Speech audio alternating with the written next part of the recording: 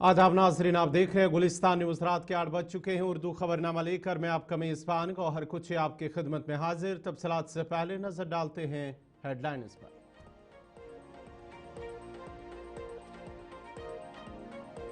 जम्मू कश्मीर के मौसम में आई तब्दीली। जम्मू में आंधी तूफान, दिन के उजाले में ही रातनुमा अंधेरा। बारिशों से झुलसा देने वाली गर्मी से आवाम को मिली राहत।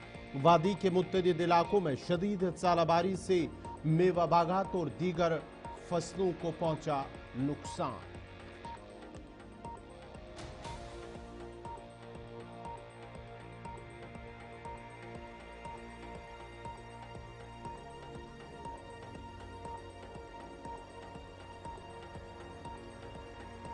राहुल गांधी ने पूंछ का किया दौरा। पाकिस्तानी गोलाबारी से मुतासरा कुंभू से की मुलाकात। स्कूली तलबा के साथ भी की बातचीत। तलबा को मजबूत बनने और तालीम हासिल करने का दिया मशवरा।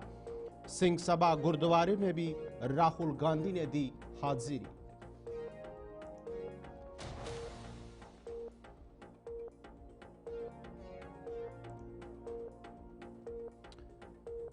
एलजी मनोज सिन्हा का बयान का आज भी जम्मू कश्मीर के कुछ लोग मिलिटेंटों की कर रहे हैं हिमायत। अक्सरियत ने तशद्दुद और मिलिटेंसी को किया मुस्तरद। अमन, तरक्की और खुशहाली के ख्वाहिशमंद लोग आज भी मौजूद।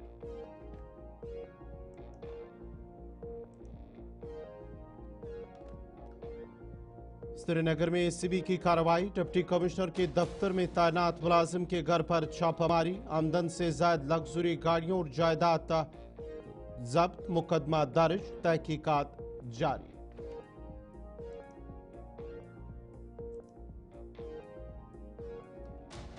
और जिला डोडा के भद्रवाह में 74 मोबाइल टावर पर इंटरनेट मुअत्तल। शरपसंद अनासर की सरगर्मियों का अंदेशा। कौमी सलामती के पेश नजर लिया गया फैसला।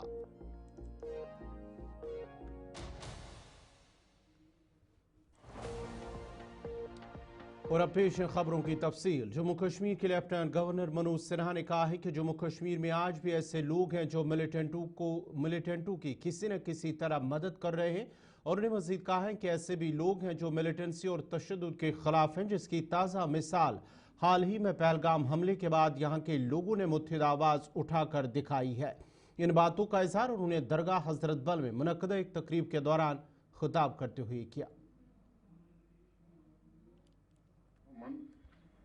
और सुरक्षा, पैगंबर साहब भी स्वयं कहते रहे हैं कि ईश्वर स्वयं अमन है।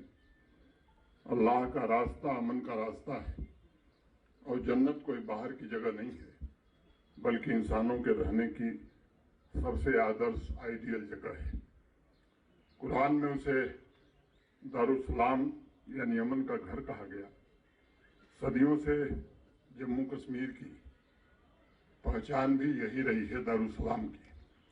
लेकिन कुछ लोगों ने इस दारुस्सलाम को तबाह करने का काम किया और ये सच मैं समझता हूं कि आप में से अधिकांश लोग जानते हैं।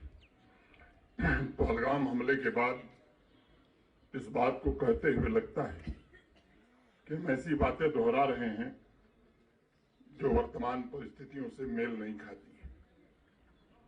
जिस धरती को पैगंबर साहब का आशीर्वाद मिला, जहां बाबा अमरनाथ और माता वैष्णो देवी का वास हो रहा हो, वहां दहशतगर्दी चल सकती है। इस पर मुझे लगता है कि सबको विचार करना चाहिए।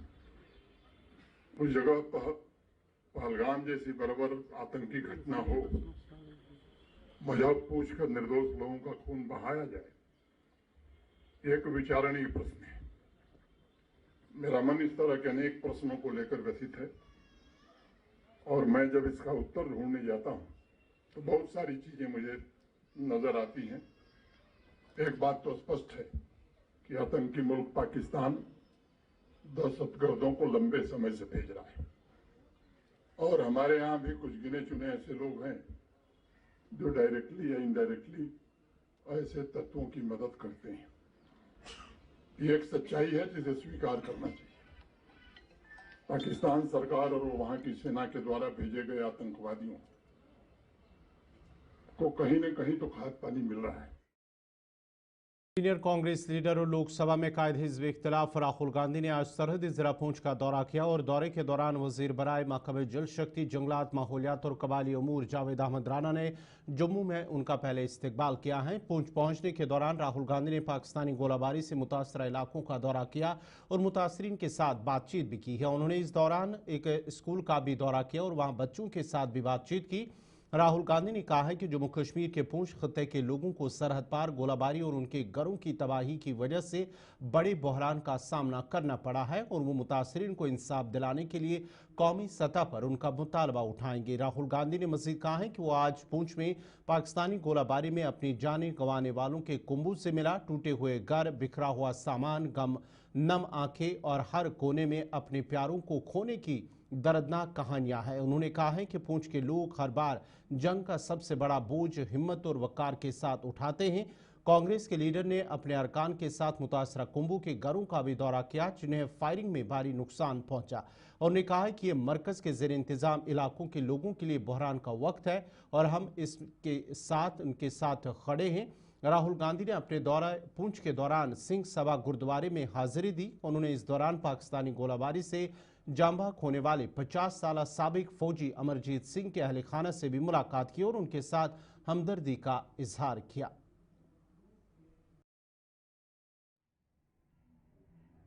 लोगों से बातचीत की, उनकी जो समस्या है उनको समझने की कोशिश की। उन्होंने मुझे कहा है कि 2-3 चीज़ें नेशनल लेवल पे रेज करनी है, वो मैं रेज। जेकेपीसीसी सदर तारिक हमीद करा ने कहा है कि राहुल गांधी ने पुंछ दौरे के दौरान सभी मुतासरा लोगों से मुलाकात की और ज़मीनी सूरत हाल का जायजा लिया और मुतासरीन से हर मुमकिन मदद की यकीन दहानी कराई है। उन्होंने मज़ीद कहा है कि वायसरन पहलगाम में जो कुछ भी हुआ मरकजी हुकूमत को उसका जवाब देना होगा कि हमलावर वहां तक कैसे आए और हमला करके कहां गए। राहुल जी सॉलिडेरिटी के वास्ते आए थे, यहाँ के लोगों के दुख दर्द बांटने के लिए आए थे। हालांकि बहुत बड़े बड़े लीडर्स भी हैं यहाँ पे, इवन प्राइम मिनिस्टर साहब भी यहाँ नहीं आए।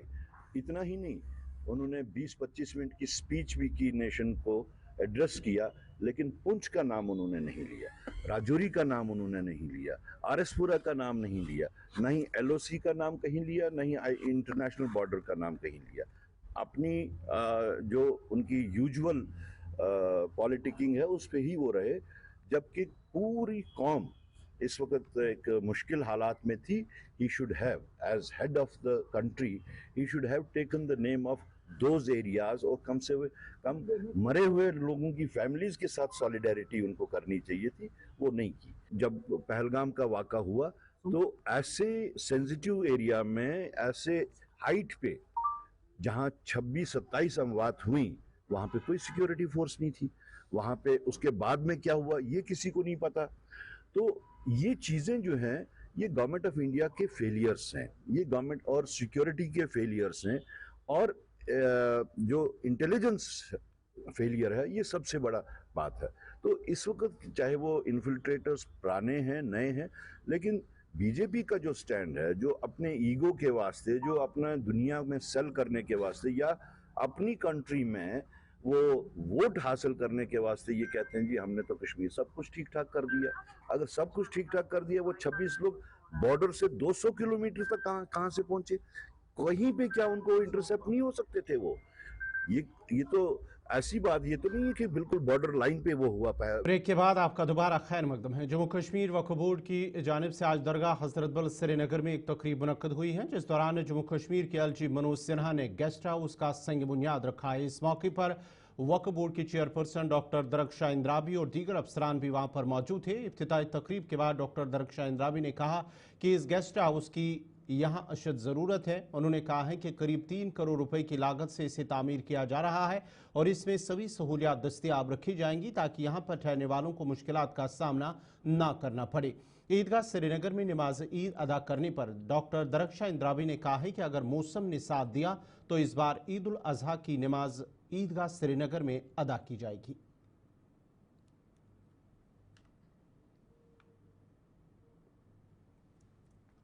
जिस गेस्ट हाउस का आज फाउंडेशन रखा गया है, इस चीज की हमें हर एक दरगाह में जरूरत है। जैसे कि आप खुद जानते हैं कि जब मौसम के हालात बिगड़ जाते हैं हमारे पास सर छुपाने के लिए ऐसा कोई गेस्ट हाउस नहीं है, कोई ऑडिटोरियम हॉल आज तक हमारे पास नहीं है। लेकिन दरगाह हजरत बल में आज हमने जिस गेस्ट हाउस का foundation honourable lieutenant governor Shri Manoj Sinha ji ने आज उनके हाथों से यहाँ पे रखा गया है, उम्मीद है कि हम इंशाअल्लाह रहमान बहुत सारे ऐसे गेस्ट हाउस बनाएंगे जिनकी हमें सख्त ज़रूरत है और आइंदा वक्त के लिए वो लोगों के लिए सहूलियत का सबब गया है। और इंशाअल्लाह अगले साल हम इसका इनॉग्रेशन भी करेंगे अगर अल्लाह ने जिंदा रखा तो हमारा जो काम है कि हमारा इंफ्रास्ट्रक्चर जो ईदगाह का है, हम ये पहले भी कह चुके हैं और आज भी कहेंगे कि इंफ्रास्ट्रक्चर और जो हमें ईदगाह में बनाना था पलपिट, वो हम बना के तैयार कर चुके हैं और खूबसूरत भी बना रहे हैं। बाकी मौसम और सरकार मैडम ये बताइए क्या अल्लाह हमारा जो भी काम होता है वो टेंडर्ड होता है, इसमें टेंडर हो चुका है, जिसको ये काम मिला हुआ है वो यहाँ पे ही है और आप देख सकते हैं इसका 3D नक्शा भी यहाँ पर लगा हुआ है। इसका तखमीना शायद 3 करोड़ तक है, ताकि ये जदीद किस्म का बने, ये ना हो कि आज बनाया कल ये खत्म हो जाए, क्योंकि सालों साल अब यहाँ पे चलना है, जो जिंदगी में हमें बहुत ज़रूरत है। और दरगाहों में खासकर अब हमने ये हजरत बल श्राइन से स्टार्ट किया। जिला रामबन में रिवेम्प्ड डिस्ट्रीब्यूशन सेक्टर स्कीम के निफाज का जायजा लेने के लिए आज DDC chairperson Ramban doctor Shamshad शान की सदारत में कॉन्फ्रेंस साल में इतरा में एक आला सतही मीटिंग मुनक्कद हुई है। मीटिंग के दौरान DDC चेयरपर्सन ने RDSS के तहत पेशरफ्त और कामयाबियों का जायजा लिया। अफसरान आवाम की मयारी काबिल भरोसा और सस्ती बिजली की फराहमी को यकीनी बनाने के लिए बिजली के बुनियादी ढांचे को जदीद और मजबूत बनाने पर तवज्जो मरकूज करते हुए स्कीम के मकासद के बारे में तफसीलात भी पेश की है।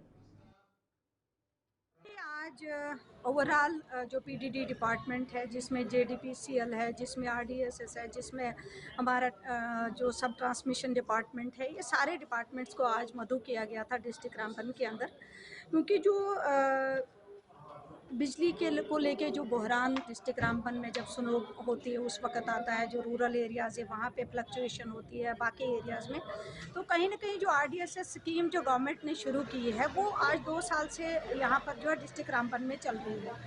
तो कहीं कंप्लेंटें आ रही थी कि इनका काम जो है काफ़ी स्लो है और जो हमारे फीडर्स थे वो हर फीडर में अभी तक काम चालू नहीं हो पाया है। पहले गवर्नमेंट ने 16 फीडर्स का अप्रूवल दिया था, लेकिन बाद में जो 36 फीडर्स हैं सभी फीडर्स में बोला गया कि सब फीडर्स में काम होगा। तो आज उसी को लेके आज हमने सभी डिपार्टमेंट्स को यहाँ पे मदऊ किया था, तो पूरी डिस्कशन हुई जिसमें पूरे सारे काउंसिल के हमारे मेंबर्स थे जिन्होंने हर फीडर को डिस्कस किया और जहाँ कोई दिक्कतें थी, जहाँ काम अभी तक शुरू नहीं हो पाया था। का दोबारा खैर मकदम है। Member assembly Anantnag west Abdul Majeed Larmi ने आज सब डिस्ट्रिक्ट अस्पताल अचबल का दौरा किया। उनके हमरा नेशनल कॉन्फ्रेंस के लीडर पीर कासिम हुसैन भी मौजूद थे। दौरे का मकसद अस्पताल के कामकाज को बेहतर बनाने के साथ साथ तिबी सहूलियात का भी जायजा लेना था। इस दौरान कस्बा अचबल से मुंसलिक सीनियर सिटीजन्स भी मौजूद थे और मेंबर मौसूफ के सामने कई मसाइल रखे हैं, जिसमें अस्पताल की जो बिल्डिंग का नया मनसूबा बनाया गया उस पर जल्द अज जल्द काम शुरू करना। मौके पर ही मेंबर मौसूफ ने अस्पताल के लिए एम्बुलेंस गाड़ी देने का भी ऐलान किया है। दौरे के दौरान हॉस्पिटल डेवलपमेंट फंड पर काम करने वाले मुलाजमीन की माहाना उजरतों को भी बढ़ाया गया है, जिस पर HDF के मुलाजमीन ने उनका शुक्रिया अदा किया। आपको ये मालूम है कि मैं यहाँ पे आया था कुछ 10 दिन पहले, तो मैंने यहाँ पे कमिटमेंट की थी कि 24 तारीख को मैं आऊँगा और यहाँ पे जो HDF पर कुछ हमारे यहाँ पे कुछ बहनें, कुछ मुलाजिम, कुछ भाई हमारे यहाँ पे काम करते हैं, 1000 रुपये पर काम करते हैं। क्या 1000 में आज आता ही क्या है? तो मैंने आज यहाँ पे फैसला कर लिया कि जो टेक्निकल है उनको 5000 रुपया और जो नॉन टेक्निकल है उनको 4000 रुपये हम देते हैं जी। और यहाँ पे रेवेन्यू की बात हुई कि रेवेन्यू बहुत कम है। मैंने इनको वादा किया कि यहाँ का जो रेवेन्यू है, इस हॉस्पिटल का जो रेवेन्यू है, इंशाल्लाह रहमान इसमें उसको बढ़ाने के लिए यहाँ के जो सीनियर सिटीजन्स हैं और यहाँ का जो स्टाफ है, जो HDF के वर्कर्स हैं, ये भी काम करेंगे और इसका इंशाल्लाह रहमान कुदरती बात है, जब किसी इंस्टीट्यूशन की तरफ हम देखते हैं उस इंस्टीट्यूशन का कद बढ़ जाता है जी। तो इंशाल्लाह रहमान अच्छा बल को हम देखते हैं कि ये एक डेस्टिनेशन है, टूरिस्ट डेस्टिनेशन है। यहाँ पे ज़रूरी है हॉस्पिटल होना और हॉस्पिटल में सहूलियात होना ये ज़रूरी है। इसके लिए यहाँ पे मैंने अपने भाई हाशिम साहब को DDC फंड में से कुछ पैसे जो बाथरूम के लिए, और मैंने यहाँ पे एक और वादी कश्मीर में बढ़ती हुई बेरोजगारी एक संगीन मसला बन चुकी है, खासतौर पर पढ़े लिखे नौजवानों के लिए जो बेहतर मुस्तकबिल की तलाश में हैं। ताहम अब कई नौजवान खुद रोजगार की राह पर अपना कर न सिर्फ अपनी ज़िंदगी संवारने की कोशिश कर रहे हैं बल्कि दूसरों के लिए भी रोज़गार के मौके फराम कर रहे हैं। शुमाली कश्मीर के ज़िला बांडीपुरा के सुंबल कस्बे से ताल्लुक़ रखने वाली सबिया मलिक नामी एक लड़की ने सैलून खोला जो कि इस खत्ते की खवातीन के लिए का मखसूस सैलून है। अपने ख़ानदान और समाजी दबाव का सामना करने के बावजूद सबिया मलिक ने इसका आगाज़ किया और आज इसका इफ्तिताह किया।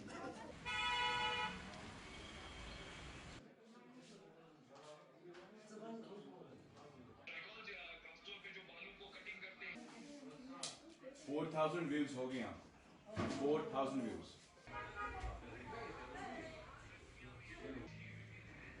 अल्हम्दुलिल्लाह बहुत ज़्यादा खुशी हो रही है, अल्हम्दुलिल्लाह बहुत ही ज़्यादा।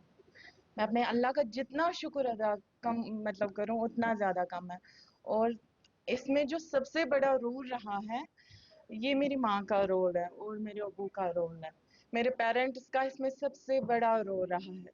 मैंने दरअसल जब मैंने सोचा कि मैं काम करूंगी, मैंने अपनी माँ को देख के ही सोचा, क्योंकि उधर जनूबी कस्बा त्राल की एक बाहिम्मत नौजवान लड़की अरबीना ने भी आज अपना ब्यूटी पार्लर खोलकर एक काबिल तारीफ कदम उठाया है। इस पार्लर का इफ्तिताह कांग्रेस महिला सदर शमीमा रैना ने अंजाम दिया है। इफ्तिताह के मौके पर मुतअद्दिद खवातीन और मकामी लोग भी मौजूद थे जिन्होंने इस इकदाम को सराहा। शमीमा रैना ने अरबीना के हौसले की तारीफ करते हुए कहा कि ऐसे नौजवान काबिल सताइश हैं जो खुद अपने पैरों पर खड़े होने की कोशिश कर रहे हैं और दूसरों के लिए भी रोजगार के मौके पैदा कर रहे हैं।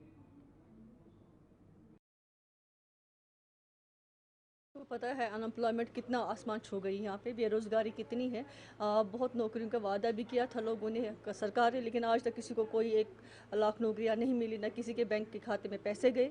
तो मैं ये कहना चाहूँगी आज इन लड़कियों ने एक अच्छा इनिशिएटिव ले लिया है, क्योंकि बेरोज़गारी काफ़ी हद तक बढ़ गई है। आजकल आपको पता महंगाई आसमान छू गई है। आप गैस की यूटेंसिल्स की बात कीजिए, आप ग्रॉसरी की बात कीजिए, आप पेट्रोल डीजल की बात कीजिए, बहुत महंगा। मुझे लगता है मैं उनको मुबारकबाद देना चाहती हूँ लड़कियों को कि उन्होंने एक ऐसा इनिशिएटिव ले लिया है ताकि सेल्फ डिपेंड की नौकरी पे ये रहेंगे तो उम्र भर इनको ऐसे ही रहना पड़ेगा। तो इन्होंने एक अच्छा इनिशिएटिव ले लिया है कि जैसे ही हमने पढ़ाई ख़त्म की, हम सोच रहे थे कि हम भी आगे बढ़े ज़िंदगी में, हम अपना कुछ स्टार्ट करें। तो हम ऐसे ही फ्रेंड्स वगैरह थे, हमें दिमाग में आया कि हम अपना बिज़नेस स्टार्ट करें। तो उस वजह से फिर हमने सोच के ये चीज़ दिमाग में आई हमारे कि हम अपना एक बिज़नेस स्टार्ट करें, और हमने सैलून के बारे में ही सोचा। तो फिर हमने ये स्टार्ट किया।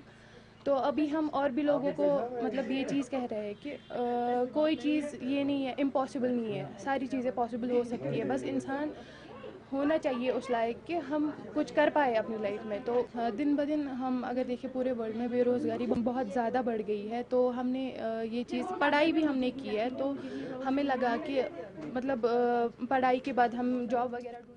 नाज़रीन, इसी के साथ ही उर्दू खबरनामा इख्तिताम पज़ीर हुआ चाहता है। अपने मेज़बान गौहर कुछे को इजाज़त दीजिए। अल्लाह।